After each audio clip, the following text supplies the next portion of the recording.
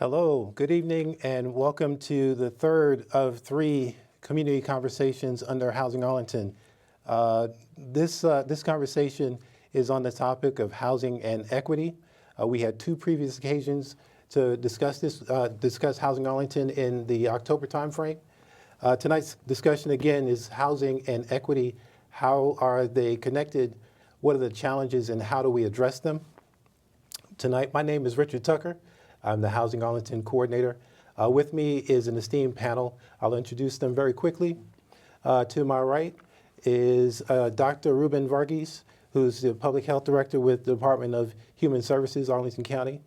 Jose Quinones is the director of community impact for APA. To my left is Christian Dorsey, Arlington County Board Chair. To his left is Nicole Harmon, Housing Assistance Bureau Chief with Arlington County Human Services. And last but not least is Marty Swain, who is the co-founder of Challenging Racism. Thank you. Thank you all for being here tonight. And thank you for joining us tonight. I want to encourage everyone out there to join in via Facebook. If you're on Facebook, please give us your comments, your questions in the text box. And if you're not on Facebook, if you're watching us by some other means, please use the phone number at the bottom of the screen and text us your comments and questions. We encourage you to do so. In the next couple of minutes, I'm going to give you some history and background. It's going to take me a while, so just bear with me. Oh, by the way, this is the last of the community conversations. You know, they save the best for last. That's what they say. Always. All right, so no pressure, but I'm just saying. Anyway, so just to give a bit of history, in the 2018 timeframe, in the summertime, the county board hosted a series of 9 big roundtable discussions. Those discussions were held with many people around the community, people who are old or young, people who are lived here a long time, some who had not lived here so long, and there was a lot of input that was given at that time. The 3 main topics of discussion or big takeaways were planning for growth, protecting Arlington's diversity, and inclusive housing. Those ideas, along with other concerns that were raised, really contributed to where we are today with Housing Arlington. Some of the other concerns were rising housing prices, the pressure in the housing market, lack of supply. So these things, the county board understood that there was a need to do something more. So in the spring timeframe, the board launched the Housing Arlington Initiative. There are 6 sub-initiatives for Housing Arlington, including land use tools, financial tools, employee housing, a condo initiative, as well as the Affordable Housing Master Plan review.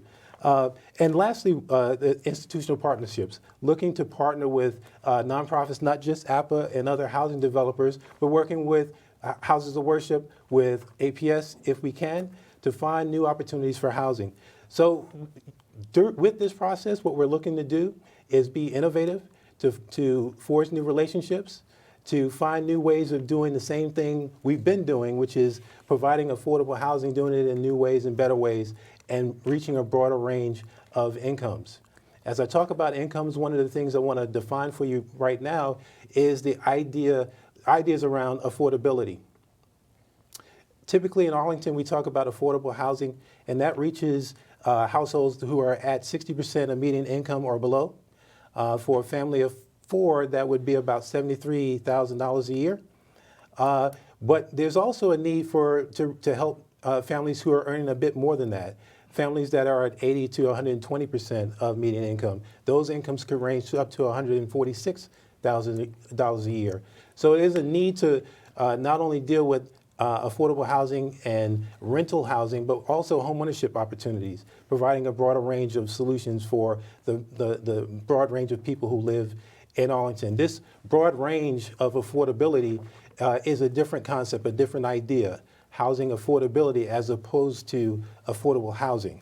And that's one of the challenges and one of the things that we're looking at with Housing Arlington. That all being said, I'm done. I'm going to turn now to my panel and start asking questions. And doggone it, I want some answers. All right. All right. Starting with you, Christian, tell me, what is equity and what does it mean for housing? Oh, thank you, Richard. So equity means a lot of different things to different people, but the definition that we focused on as a county board is when all populations have access to community conditions and the opportunities to reach their full potential and to experience optimal well-being. So broken down even further, everybody has an equal opportunity to experience the best of Arlington and is impacted by the worst of Arlington, and you can't look at people of color or women or people of any other status and see that there is a disproportionate benefit going to some and not others, or a disproportionate burden going to some and not others. So as we think about that with housing, it's critical because for most people, housing is one of those Maslow's hierarchy essential things that they need, shelter. And it means something more to them. It's not just about housing units or housing types. It's where they call home.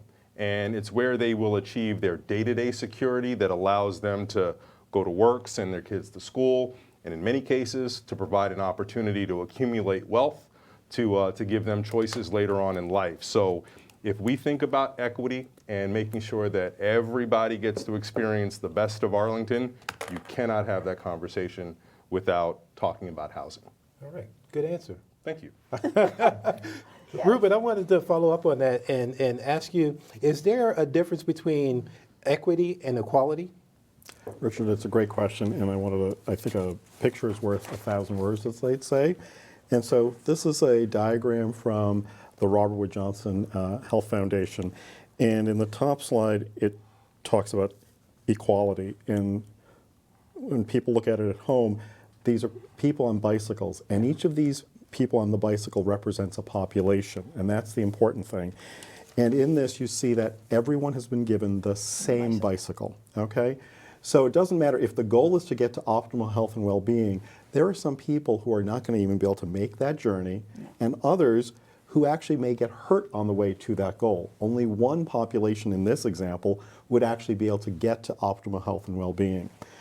Equity changes the lens from a one-size-fits-all approach to giving each population what they need, the appropriate bicycle to get to that destination. So as Christian said, you know, we're trying to make sure that the opportunities are actually functionally possible to carry out. I wanted to ask you also as a follow-up, you've been involved with Destination 2027, so I want to ask you to give a brief overview of what that is. Sure, Richard. Destination 2027 was an initiative that when we recognize that there's a 10-year decade of difference in a 1-mile distance in Arlington, whether it's from Roslyn to Ballston, that's a significant difference. So even if the life expectancy is 83, there are some places where it's 87 and some places that it's 77. And asking and sharing with the public health community in Arlington, is that okay? And they concluded, it was a steering committee of 40 people, including Jose Quinones here, and they concluded that disparities exist, this matters, and this is not okay. And that's actually, I think, the Arlington spirit. We want to tackle it. And I think that's what also led to Christian's initiative on equity and the resolution. And so important all that, you know, we don't yet know the answers to why those discrepancies in life expectancy exist. But one of the things, one of the principles of equity and what I think communities that aspire to something greater is to not run away from those data and to do the critical thing that Destination 2027 did and ask the question, why is this? And we're not good with it, so let's look at it further. I think it's great that Arlington has defined equity in a certain way. If you look at other organizations or those that have been working in equity, recently there was a gathering of organizations working with boys and men of color. And somebody lamented there that the term equity is being co-opted because people don't know how to use it. The Stanford Institute for Innovation invited organizations and foundations that are funding equity programs. And they were the interesting thing is there were 30 staff that couldn't define equity. And that saw it completely different. So the lesson learned there, and as Arlington did with Destination 2027, is that the most equitable way to define equity is to leave it to the community and to take in consideration the most vulnerable in that community when the definition is made. So Marty, you're involved with Challenging Racism, and I wanted to ask you, give us a little background on that organization, and then I've got a question for you. Okay. Challenging Racism is an organization that provides conversations for parents, community, educators that really do four things. So teach people content and vocabulary about race, get people used to talking about race, building relationships in which you can have these conversations, and then skills so that you can actually continue to have these conversations after you leave this safe space and learn to take action. And so it's both very functional and very, delivers a specific service and skill, but it's also very aspirational. What we'd like to do is build a community in which the things we're talking about here are common conversation and people are comfortable talking about the difficult parts of these issues. Yeah. So talking about difficult, here's a difficult question for you. Are Arlington's neighborhoods equitable? Yeah. Well, I'm going to just take an example that we use in conversations. In a few minutes, we'll talk a little bit about redlining, and to bring that home to people, that is, separating neighborhoods in terms of available loans. We ask people, imagine that you're part of a Wakefield team, and your competition is going to be at Yorktown, and you're riding from Wakefield to Yorktown on Glebe Road. What do kids see that tells them how we value those different neighborhoods when they just ride on the bus from one part of town to the other?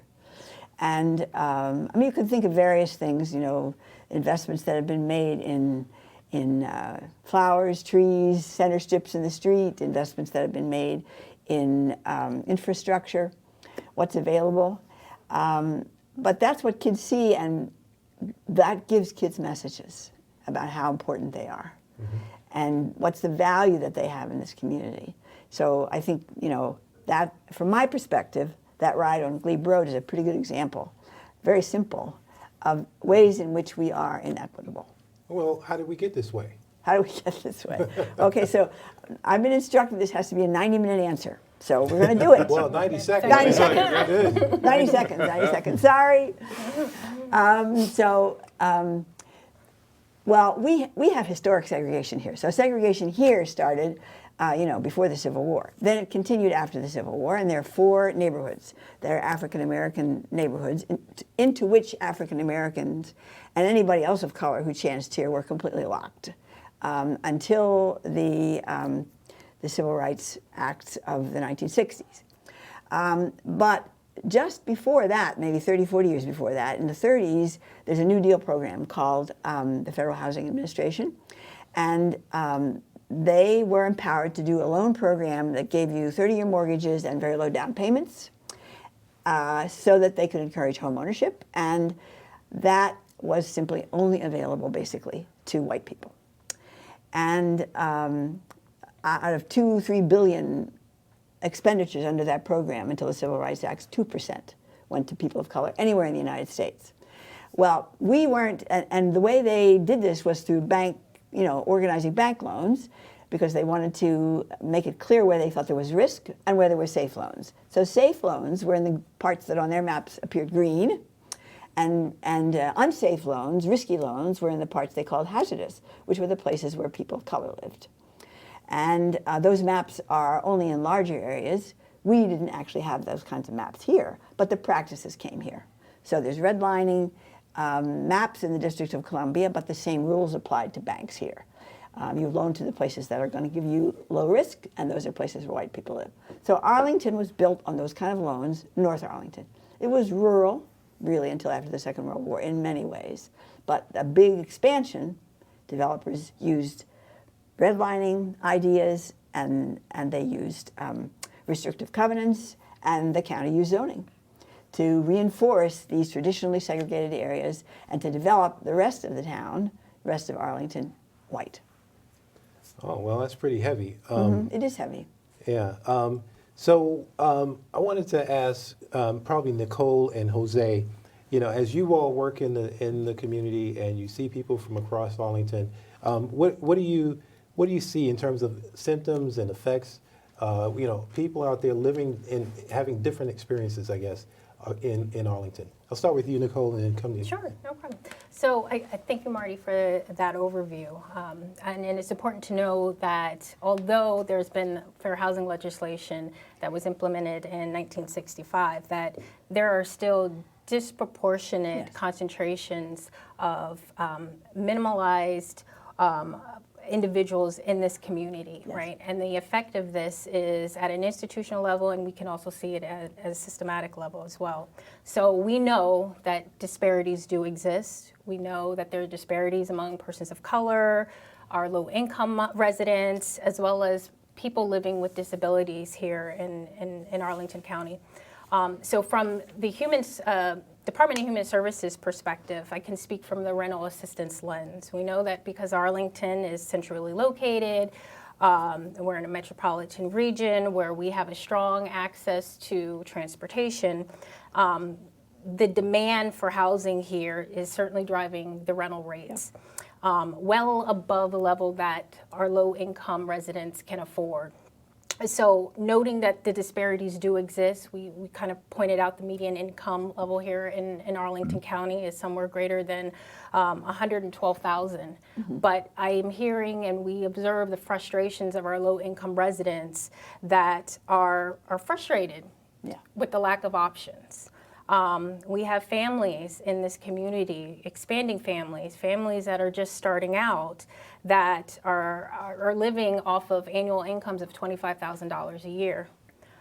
Seniors who are long-term residents of Arlington County who would like to age in place here and trying to find affordable housing and off of an annual income of around $15,000 a year. Similarly, this is the same statistic for our persons with disabilities. So I think it is very important that we continue this conversation about race equity as well as the intersects between public health, as well as our criminal justice system, as well as education and child welfare system. It's important that we keep an eye of the great mix that we have here in the county. So Jose, I want to get you into this and just ask you again, what do you run across out as you talk with people who live on APA properties and throughout the community? So one of the things we have done in APA is that we not only talk to our residents, we talk to everyone that is a low-income resident in Arlington. APA created, with other members of the Community Progress Network. And what we do is we involve the voice of the low-income people in Arlington. At the introduction, you talk about the big idea tables that we're doing in Arlington. We're doing something similar, but just with low-income people. And Christian and Ruben have participated in these events, so is Nicole, where we invite decision makers, directors of programs or division directors, or elected officials like county board to come sit at a table and listen to the voices of the low-income. Don't tell them what to do, just listen about their challenges, listen about their lack of opportunities, but also about how the innovation that they have. And that's social inclusion. That's getting them in the table to talk. I always define, I see diversity is having a seat at that table. Inclusion is having that voice heard. But equity is giving opportunity for that voice. And that's what we do through those roundtables with the Community Progress Network. May I add just Sure. that I think the phrase that's being used in these housing discussions called middle income housing or middle housing, that block, is really for the very, very important to think about from the point of view of the whole community, and that is teachers can't live here. That the figure that's in your materials about $140,000, as being a middle income, an eligible middle income family, teachers really are at a low, even two salary teacher families are at a lower level than that. And it does affect the whole community when most of our public servants can't live here. Firemen, policemen, teachers, and other kinds of people who work in the county government have to live somewhere else because they're people who know us best in a lot of ways, and then they're not here. And with that also, if we want to keep that equity conversation and talk about diversity, we talk about the affordable housing being for 60% of the AMI or lower. But reality is those that are at the 30% or less cannot afford affordable housing in Arlington. No. So we need to think about how we're going to house them and create that equity here. And Sure. I can jump onto that in terms of what other localities, including what Arlington is doing, particularly when it comes to the disproportionately concentrated neighborhoods that still remain. So sort of a few years ago, HUD began to look at the survey, the Housing Choice Voucher Program. And Destination 2020 kind of pulls out a great way of illustrating, don't look at the aggregate. Sometimes you have to take that deep dive, right? And so what HUD decided to do is look at the concentration of housing choice vouchers at a zip code level, which is something very different from how historically housing choice vouchers are run, where aggregated rents are set at an aggregated metropolitan statistical level. So diving a deep dive under that hood, there were disparities here in Arlington. And so Arlington County, separated from Washington, D.C. and Alexandria, was one of the first 24 metropolitan areas that were mandated to move from fair market rents to small area fair market rents at a zip code level. And so essentially, we had authorized higher payment standards, right? So what that would do is sort of for our low-income families who are on vouchers, sort of created an incentive that allowed them to move to higher cost areas of opportunity, which would include low crime, low poverty, stronger school systems, access to jobs, as well as public transportation. And so that's just a little way of where we can see at a federal level, looking under the hood, thinking about equity and applying that across communities are taking place, and Arlington is in that mix. You know, I'm going to jump in because we have a question here. We're talking about housing inequity, and generally with Housing Arlington, we're talking about impacting housing supply, creating that broader range of housing opportunity for people at various income levels. But the question coming into us from, I presume, Facebook, this person has a concern about public schools, that more housing may necessarily mean more people, more students. So housing has an impact on school enrollment, demographics, achievement, and perceptions. I'm going to ask you, Christian, how should the county consider these impacts? Very carefully. And whoever that Facebook questioner is, that's one of the key things that we always think about is how to actually balance the housing supply with managed growth, if you will, so that we can maintain a handle on how many students we need to accommodate in our school system, as well as all of the other public infrastructure. But that concern shouldn't lead you, in my opinion, to thinking that, well, let's just close off the county to more people, because one, you can't functionally do that, and two, communities have suffered some pretty dire consequences when they've tried to do that.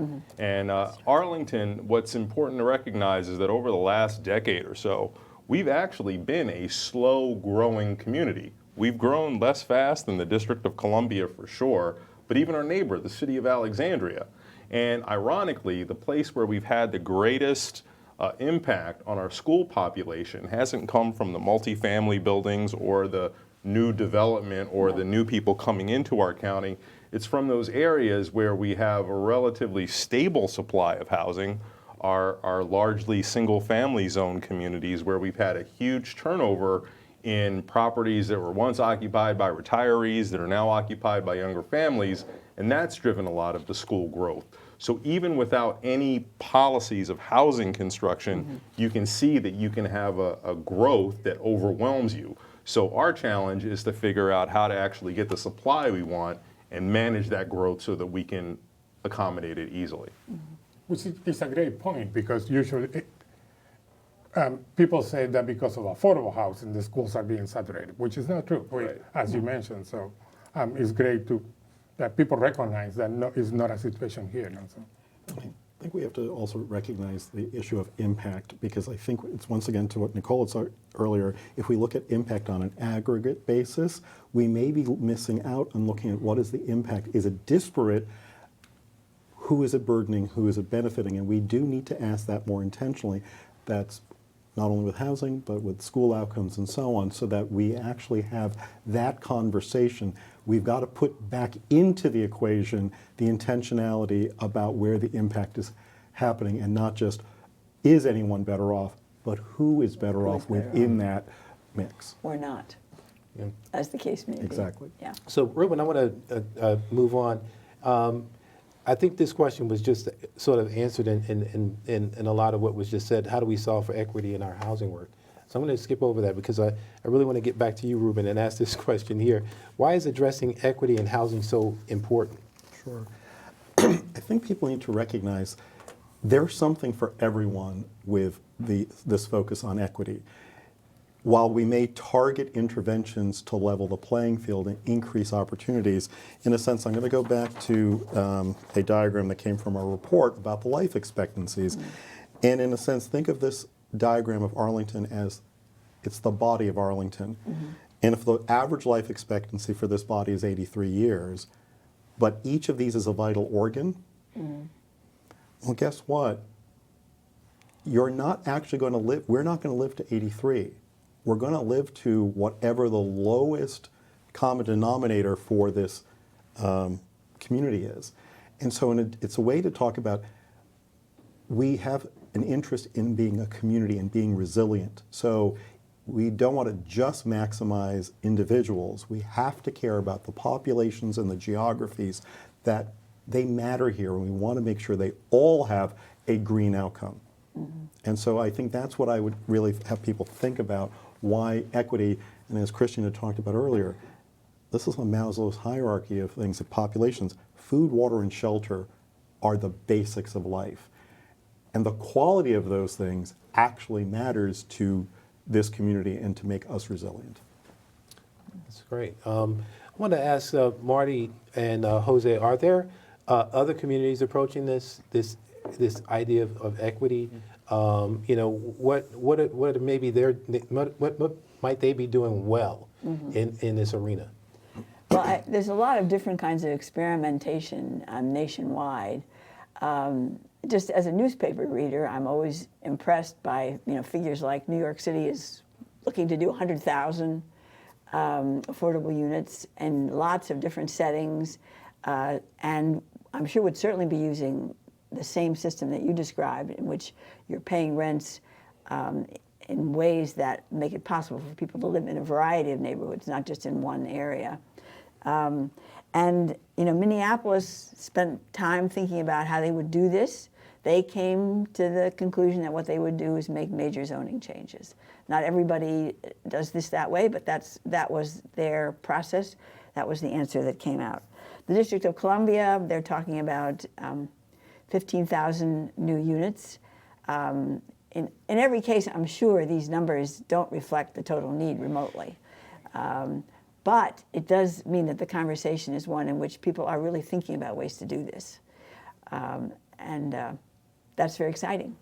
I think Seattle is one of the best examples on how the community has become more equity, created the creation of housing, affordable housing, and a strong housing authority that managed that.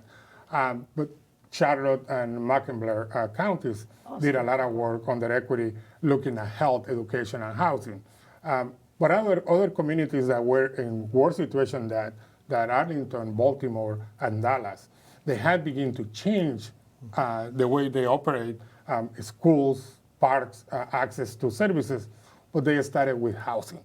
They see housing as a priority. If we get people in affordable housing, if we get them to be stable in that housing, then other services can be improved.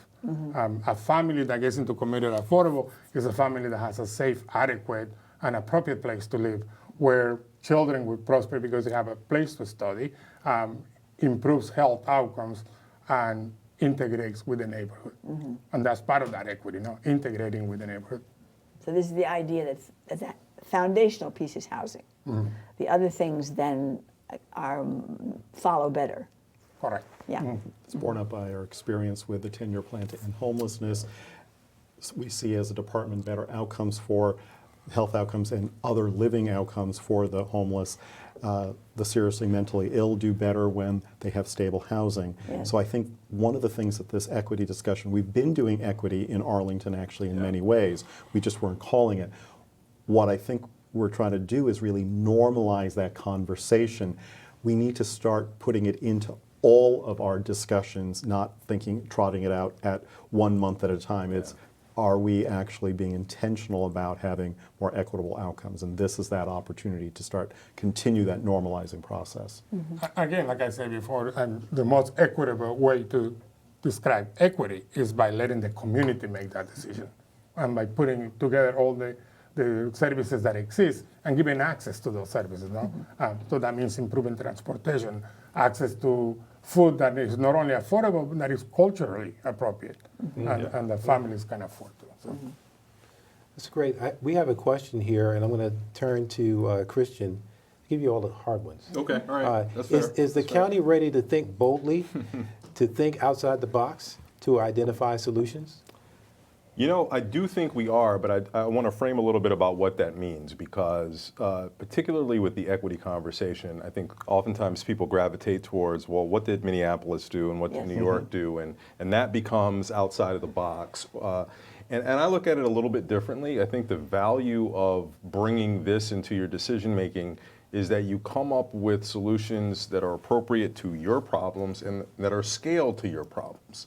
So it's not about adopting what someone else has done. It's really by looking at what you've got going on.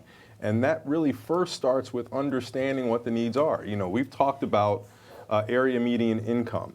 And, you know, for the data geeks among us, you know that that's a calculation not on what's going on in Arlington, but our entire metropolitan region, which includes areas that are higher cost and lower cost. We need to figure out what's happening here.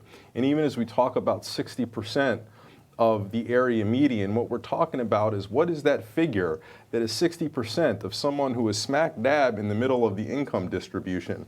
But what we need to look at are people who are at 5% and 10% and 20% of the income distribution to figure out what's happening to them. And then let's have our solutions be scaled to meet their needs. And that's the kind of bold thinking that I want.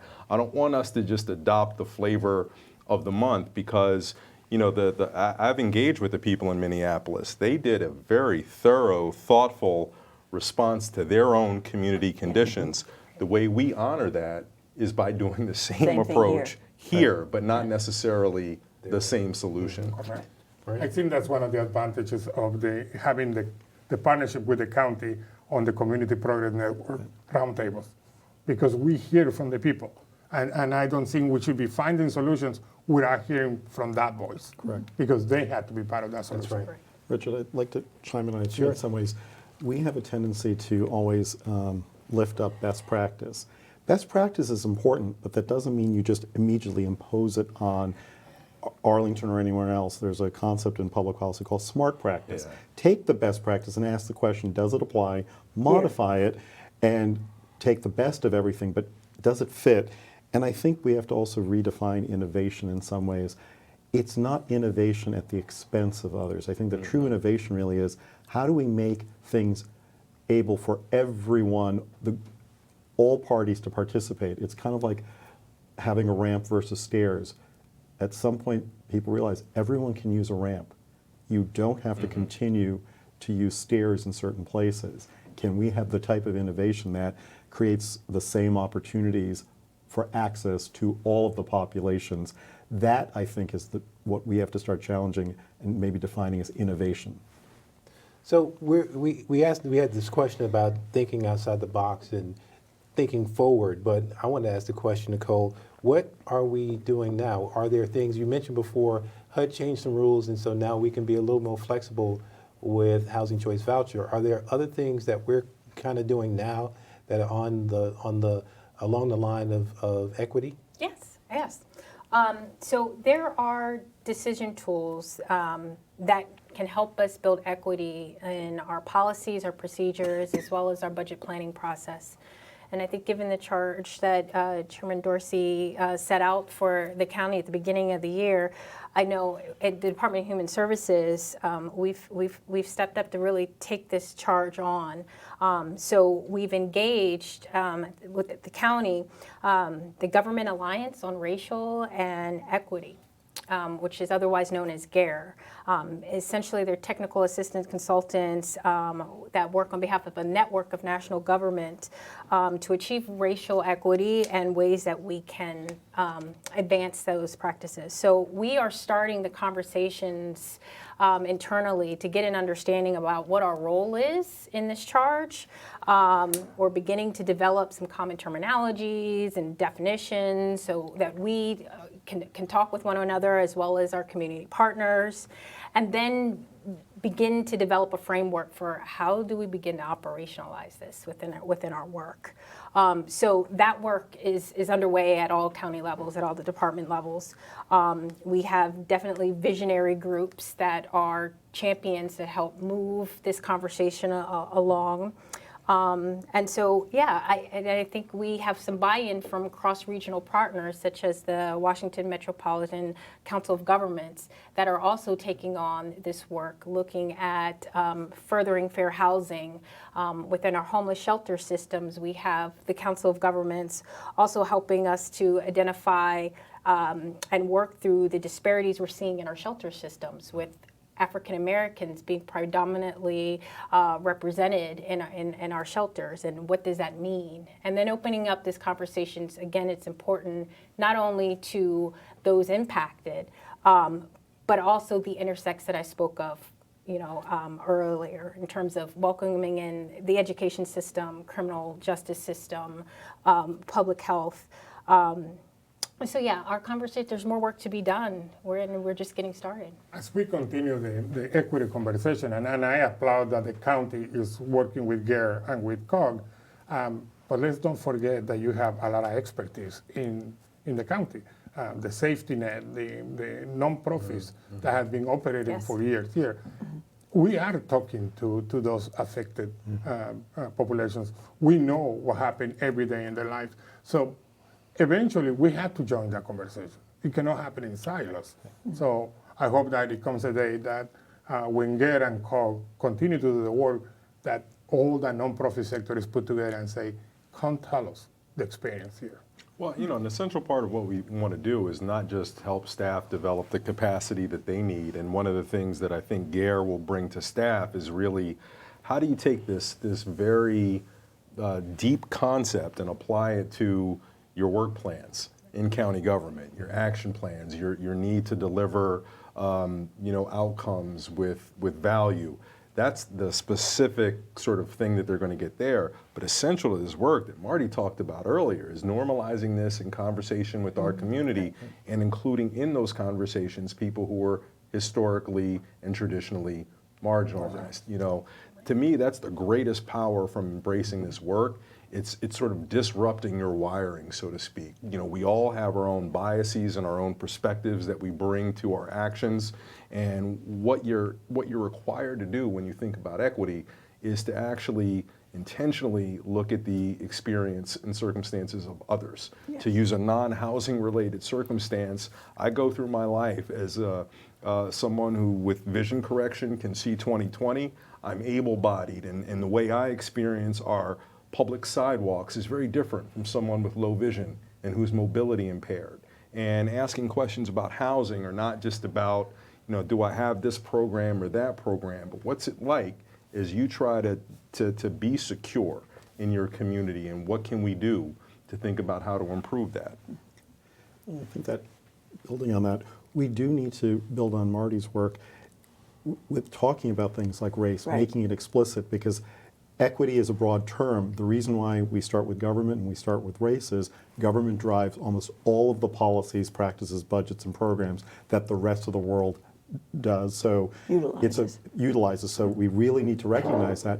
And when you correct for all the other factors, race, ethnicity end up being the things that end up always creating inequities. Yeah. So it doesn't mean the other things aren't important. However, if we start being intentional, I don't think people are going to intentionally find a way to disenfranchise even further the existing groups. Right. It's No. if you start asking questions like who benefits, who's burdened, who's missing, and how do you know, you're going to start finding out who really is affected or not. So it's that intentionality and challenging the community to be comfortable about talking about race is going to be a very critical thing that will help us move this conversation forward as a community. You know, Jose, you mentioned earlier, it's not just the housing, it's the access to food, transportation, et cetera. We have a texted question here. You know, how do we ensure that our affordable units don't become isolated from public transportation, recreation, food, et cetera? How, you know, what are the things that we can put in place to ensure that? You asked about equitable communities, and part of that is an equitable community. A community that really cares about equity is the one that looks at housing, food security, health, and recreation and transportation are part of that safety net. As what is the relationship between the people that are affected by that and the harmony they have with the neighborhood. Mm-hmm. So if when we build affordable housing, we have enough transportation or adequate transportation, if we have access to affordable food or healthcare systems that provide services to them, now we're talking about equity. Mm-hmm. And so it's not just about housing. Mm-hmm. Housing protects the family. Housing is the base, but what we do after that. Hopefully we're not abandoning once they come into the house. No. If you look at what APA and AAC and others are doing, we not only do housing, we wrap around services for those residents. So we can navigate the system for them in a way that they will get access to that health or access to food security and access to transportation. In the last round table, and Christian was there, one of the questions that was most interesting to me was one of the low-income residents asked, how do we fix transportation on the weekends when we have to work? Yeah. Yes. Yeah. And we cannot wait 40 or Right. minutes or an hour for the next bus to come because our bus doesn't care that the rest of the world doesn't work. Right. That bus cares that we are at work on time. So that's part of that equity. It's how we look at people that really need those services. Right. Don't That's you a think great just point. locating housing in places that aren't isolated is one of those really important variables? And that Correct. pulls together all of the things that you're talking about. Could I add one thing to Sure. what Ruben said earlier, and that just is that if people who are working in housing or any other area where you're working on equity are going to be able to actually deliver, they have to have a picture of what racial equity looks like. And that's really, I think, what you're talking about. People, and that comes from discussion and conversation and from what Christian mentioned, being able to see the life of people who are affected by the variables of isolation and lack of access. And that, I think, is an important piece that we need to work on as we go forward. Yeah. Marty, I'd like to build on that because people have asked me how would I see equity. I'd like to get out of the business of just looking at someone's demographics, Yeah. what they physically present Yeah. with, and being able to likely predict accurately their outcomes. That, for me, if I could stop being able to predict that, that would be fabulous. Yes. That would definitely And be it's- equity, wouldn't it? It's moving the conversation just from racial equity to social inclusion. No? There is people in our property, they're white people that Yes, are poor I know. that need the same services. Yes, of So course. it's about giving that social inclusion to everyone. Well, and to also run this beyond the zero-sum game. I mean, you know, Marty and Jose, what you were talking about, absolutely on point. You know, when there's a virtue that guided the provision of subsidized or public dollars that would subsidize housing. For many decades, it was let's get the maximum value translated as number of units per Yeah. taxpayer dollar. Right. So, of course, what that means is you end up concentrating all of your investments in areas that have relatively lower cost to build, not necessarily having access to transportation and transit in Or those food. areas, or food, or any other opportunity. So what you're doing is essentially taking a good virtue, but simply because it's that limited lens of how do I do maximum units per dollar, you're missing out on the larger benefit of actually giving people the opportunity to improve their circumstances because they're stuck. They can't, access the jobs that may be useful for them because of their transportation challenges. They can't maintain adequate health because of inadequate nutrition. So, by this is not a matter of somebody must lose for No. others to win. It's how do you think about things differently so that, hate to use a trite term, but everybody can be better off, like you talked about at the very beginning. And I personally think if everybody's better off, that means the whole community, because of that kind of support, benefits. And, to be very, I guess, economic about it, it means property values stay or get higher, because this becomes a community that really is desirable for folks who are really interested in diversity. And there's a lot of those people in the world. They move here.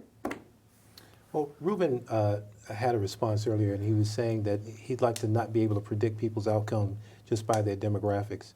That's a great point, and maybe that leads us to our last question, which I'll ask everyone else and maybe come back to you. But I'm going to give it a twist because we got a twofer here.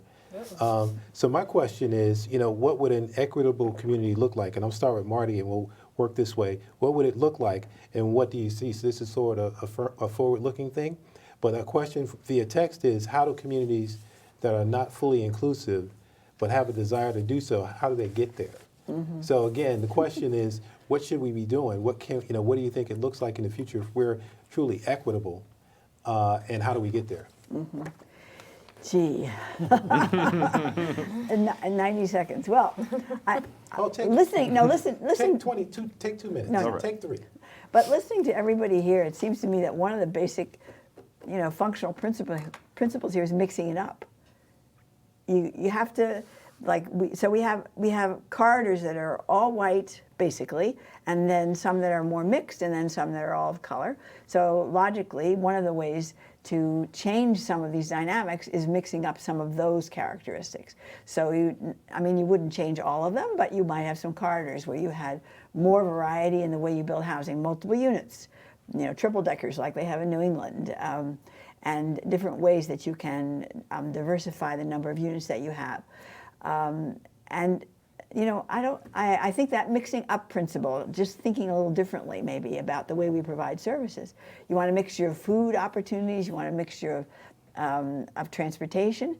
I think, because we have those loops now, and Arlington did that some time ago, transportation is a lot less restrictive than it used to be, but we still have obviously a way to go. Mm-hmm. So I think that's maybe my principle, mixing it up, so that you can produce different points of entry for people who have different backgrounds and different resources, different money. Nicole? Mixing it up. I take that and leverage that a little further to go back to maybe the 4 questions that Ruben mentioned. Who benefits, who burdens, who's missing, and how do we know? And I think having this conversation, keeping race also as a focal point in terms of how we look at our policies and procedures, even in our planning process, I do think we need to have this ongoing conversation about what this means in relation to those 4 questions that I just mentioned. I think the first step, looking at our data, who we're serving, who are the people who are serving the people we are serving, right? Is something intentional and strategic we need to build upon. And then incorporating those people with their voice, with lived experience, to also share in how we apply this equity lens moving forward. So mixing it up, being intentional, I think looking at the data, inclusive of lived experienced individuals and those who are doing the work. Deep question, and I would say echoing ditto to what everyone else has said, and put another point on it from a county government. I would hope that we soon, success will look like, or I will know success when we are able to look at our governmental decisions, whether they be the budget or through policies, and to know that we have carefully considered the impact of the 4 questions and the impact of how these decisions will impact people who are at various stages of their existence in Arlington, and that we become conversant in discussing the trade-offs of our decisions, knowing fully well that there are trade-offs involved with most public policy decisions. And that too, from a community condition standpoint, that people look at Arlington and see that there are an array of choices, and that those choices are not denied people simply because of their status. that they have choices of where to live, they have choices of what jobs to seek because they're well served by public transit no matter where they live. That choices are not just the dominion of the people who are privileged, but that choices are available to all. I want to be clear, there's nothing about equity that guarantees everybody gets the same outcome. But if at the end of the day, we can look at everything that we do and not see how we're impacting the opportunities for everybody, that's success. So nobody should have more than one job or needs to have more than one job to afford living in Arlington. And that's critical. We have a lot of people that work 2 or 3 jobs a day Yes. in order to make it. So an equitable community is one that sees housing, affordable and adequate housing, access to that, access to food, access to health and transportation as a building block. I'm with you. Nobody's going to have the same outcome because nobody starts at the same level. But we can raise those outcomes for everyone. Ruben? Go back to, in a sense, this diagram. This was just the symptoms, the life expectancy. The community conditions that create this do vary by these same areas, roughly. Yes, almost exactly. So what I want us to think about is, leaving with this, is the community conditions like education, environment, healthcare, housing, the economy. Let's make the default condition be the green for all over. everybody. So I can see a community conditions map, hopefully one day, that is all green. And it's not because the wrong people have left the area. Everyone's the right people, it's diverse, it's inclusive, and the community conditions are all green for everyone. Wow, that's a great way to. The vision. That's a great vision. We need to write that down. Well, we got it on tape. It's good. Right, very It's good. All right. So I want to thank the panel tonight for having this discussion. This has been a weighty topic, but you've handled yourselves well. I think you put a lot of points on the scoreboard in terms of explaining what equity is, what the challenges are, and maybe some of the things that we can do about it. I look forward to working with all of you as we work forward in Housing Arlington on, again, expanding affordability and housing choice for a broad range of incomes throughout Arlington. So again, thank you very much tonight. Thank you everyone for watching. Thank you everyone for watching. I see my camera's on the left. Thank you for watching. If you haven't caught our other 2 episodes, you should check those out as well. Housing and economics and housing and the environment. We will be doing a summary of this program and those 2 programs, and we'll be presenting those and putting those on the web. One final note, I want to give a shout out to David Chris Steele, who, as our housing director, been with the county for 15 years, been our housing director for a number of years now, is going to be retiring at the end of the week. Please, everyone, if you know David, give him a call, give him an email, wish him well, and as they say on Bugs Bunny, bon voyage. Also, happy birthday. Happy birthday, Ruben. Thank you. Thank you very much, and good night.